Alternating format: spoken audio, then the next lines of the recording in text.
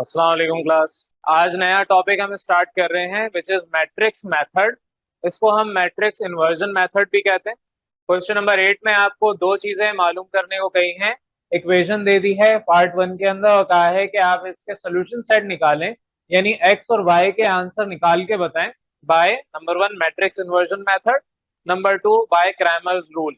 Cramer's rule क्या है वो नेक्स्ट क्लास में डिस्कस करेंगे, लेकिन बहरहाल अभी हम मैट्रिक्स मेथड पे बात करें। मैट्रिक्स मेथड बोले या मैट्रिक्स इन्वर्जन मेथड बोले एक ही है। अब मैट्रिक्स मेथड आपके पास क्या है? मैट्रिक्स मेथड का मतलब आपको मैट्रिक्स बना के सॉल्व करना है, मैट्रिसेस इसमें इन्वॉल्व होंगे। तो फॉर एग्जांपल ये आपके पास इक्वेशन का सेट गिवन है, दो इक्वेशंस गिवन है, इनको आपने कन्वर्ट करना है into matrix form. Matrix form में कैसे कन्वर्ट होगा? आप पहले कोफिशिएंट का मैट्रिक्स बनाएंगे और फिर वेरिएबल का मैट्रिक्स उसके साथ मल्टीप्लाई करवाएंगे। अगर आप इसकी मल्टीप्लीकेशन करें तो 2 into x 2x plus 3 into y 3y, वही आपकी लेफ्ट साइड आ गई। ठीक है, मल्टीप्लाई करके देख लें। -4x प्लस 1y, ये चीज आ गई।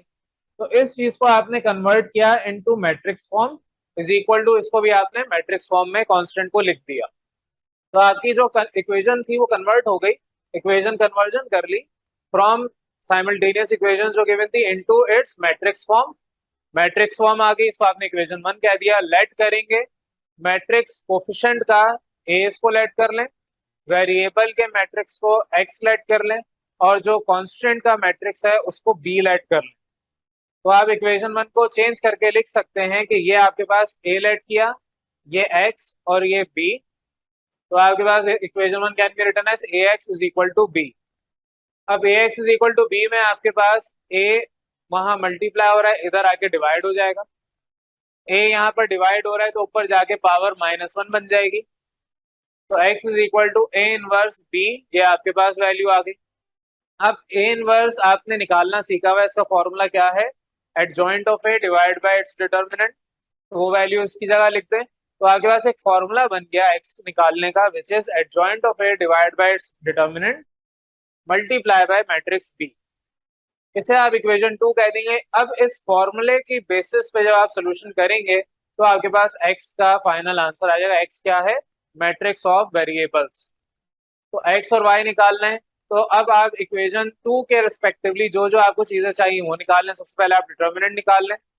डिटर्मिनेंट निकालेंगे तो पता चल जाएगा क्या ये सॉल्वेबल है भी या नहीं। तो डिटर्मिनेंट अगर 0 के बराबर आ गया तो सिंगुलर मैट्रिक्स है, और सिंगुलर मैट्रिक्स का जब आप एडजॉइंट इनवर्स निकालेंगे, एडजॉइंट तो खैर आ जाएगा, इनवर्स निकालेंगे वो नहीं आएगा। तो यहाँ पर आपने डिटर्मिनेंट निकाला, डिटर्मिनेंट ऑफ ए दायरे मैट्रिक्स ये आपने लेट किया था, इसका डिटर्मिनेंट निकालेंगे 2 इंटू 1 माइनस 3 इंटू -4, सिंप्लीफाई करें, आंसर 14 आ गया। ये आपके पास आया डिटर्मिनेंट ऑफ ए। अब नेक्स्ट आपको निकालना है एडजॉइंट। तो एडजॉइंट ऑफ ए उसी तरीके से जैसे निकालते हैं, since A is equal to this matrix, तो 2 और 1 आपस में इंटरचेंज हो जाएंगे। 3 और -4 के साथ माइनस साइन मल्टीप्लाई करवा दें तो -3 और +4 में कन्वर्ट हो गया। तो ये आपका एडजॉइंट ऑफ ए आता है 2/2 मैट्रिक्स का। अब यहाँ पर आपके पास एडजॉइंट ऑफ ए भी है और यहाँ पर आपके पास डिटर्मिनेंट भी है, दोनों आपने निकाल लिया। पुट कर दें तमाम वैल्यूज इन इक्वेशन 2, क्योंकि बी तो आपके पास पहले से था ही। वैल्यू पुट कर दें, ये 14 इधर डिवाइड होने का मतलब अंदर तमाम एलिमेंट से जाके डिवाइड होगा। तो 1/14, 4/14, -3/14, 2/14। सिंप्लीफाई भी कर सकते थे, लेकिन सिंप्लीफाई इसलिए नहीं किया क्योंकि आगे चल के इसने डायरेक्ट कैंसिल ही कर देना है। अब वैसे सिंप्लीफाई करने का दिल चाह रहा है तो कर लें। अब आप इसके बाद मल्टीप्लाई करवाएंगे, 1/14 मल्टीप्लाई होगा 14 से, प्लस -3/14 मल्टीप्लाई होगा 28 से। अब मैट्रिक्स मल्टीप्लीकेशन अब तक आपको आ जानी चाहिए। फिर नीचे वाली रो पे आएंगे, 4/14 मल्टीप्लाई होगा 14 से, प्लस 2/14 मल्टीप्लाई होगा 28 से। सिंप्लीफाई कर लें, 14 और 14 आपस में कैंसिल, 14 इंटू 2 28। तो आपके पास ये सिंप्लीफाई होगा, मैं इधर कर देता हूँ, ये आपके पास कैंसिल। आप चाहें तो पेंसिल से ये करेंगे, 14 इंटू 2 और ये भी 14 इंटू 2 28।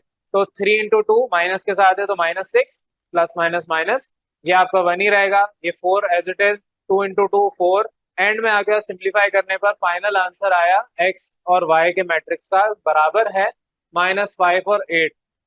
तो हम कह सकते हैं एक्स की वैल्यू -5 है, वाई की वैल्यू 8 है। देयरफॉर सॉल्यूशन सेट में आपने फाइनल करके लिख दिया -5, 8। ये आपके पास वैल्यू आ गई एक्स और वाई की। ये आपके पास मैट्रिक्स मेथड है जो कि सिंपल इस तरीके से आपने सॉल्व करना है। एक मेथड है किसी भी इक्वेशन को सॉल्व करने का। इससे पहले आपने मेथड्स और भी सीखे में, जैसे कि एलिमिनेशन मेथड सीखा है, सब्स्टिट्यूशन मेथड सीखा है। उसी तरीके से एक और ये मेथड है जिसको आप कह रहे हैं मैट्रिक्स मेथड।